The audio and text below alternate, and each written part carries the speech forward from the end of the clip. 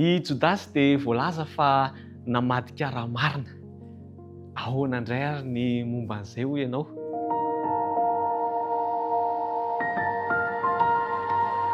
Tantara efa diso fantatra loatra ny tantaran'ity Jodasy ity. Ilay mpianatra izay namadika an Jesosy sy nivarotra azy eo an-tanan'ny mpamono azy. Andehantsika hivavaka mialohan'ny hiresahantsika fohifohy ny mahakasika an'izay. Rainay tsara indrindran-danitra misaotra anao indray izahay afaka hiara-hianatra ny teninao ka soa ny fonay ho tonga tany lonaka mba haniriany ny teninao ka hamoaza lehibe eo amin'ny fiainanay. Aminaran'i Jesosy no anonona zavavaka izany. Amen. I Jodasy dia isan'ireo mpianatra 12 lahy ary anisan'ny nanam-pahaizana ity Jodasy ity.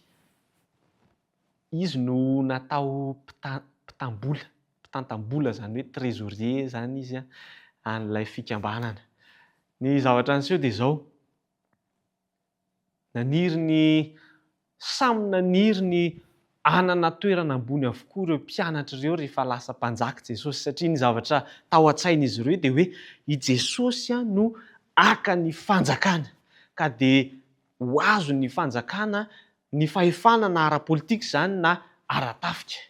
I Jodasy dia anisan'ny nino izany faminaniana izany fa ho lasa mpanjaka ity Jesosy ity.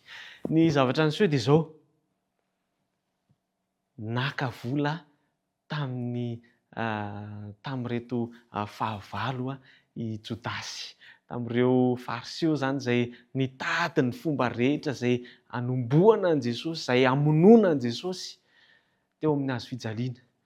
Dia Jodasy anisan'ny nahita hevitra fa hoy Jesosy ity manana fahefana afaka hanohatra an'ireto fariseo reto ka aneho ny heriny amin'ny Mahandriamanitra azy, fa tsy handresy an Jesosy izany ireo fariseo ireo na amin'ny fomba ahoana na amin'ny fomba ahoana.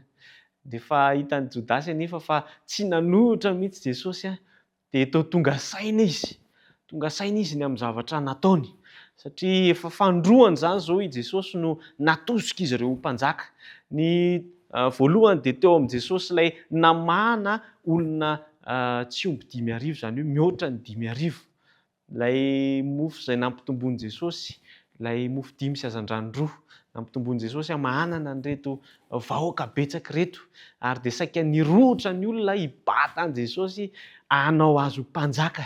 Dia noterehin Jesosy faingana ny mpianatra hiantrana eo an-tsambo kely dia andeha hiala teo amin'ireto vahoaka betsaka ireto izy ireo. Izay izany ny toe-javatra voalohany. Ary ny faharoa dia io ilay Jesosy teo a Getsemane io izay nanirian'ireto mpianatra io haneho ny fahefana eto amin'izay ity Jesosy ity manoloana an'ireto fahavalo be dia be, kanefa dia nanaiky Jesosy. Tsy namaly izy fa dia nanaiky nombohana ity Jesosy ity. Tsapan'ity Jodasy ity fa toe-javatra mahatsiravina no hitany, toe-javatra mahatsiravina no nitranga tsy arakarak'izay nieritreretiny akory.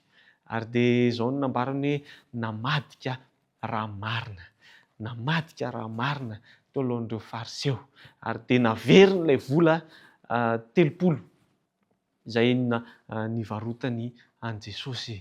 Ny zavatra mampalahelo dia izao. Niafara tamin'ny famonotena ny tantaran'ity Jodasy ity.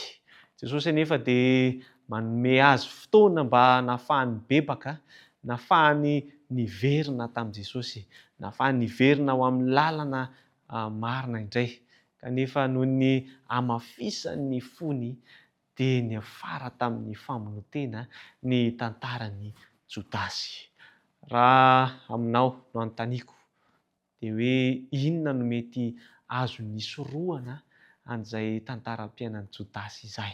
Raha teo aminao ny toerana nisy an'ireto mpianatra namany izay nahita tsara ny zavatra nitranga ity tamin'io alina io, inona no mety sosokevitra ao? Inona no mety hevitra ho arosonao nahafahana nisoroka an'izany toe-javatra mahatsiravina izay nateraky Jodasy izany?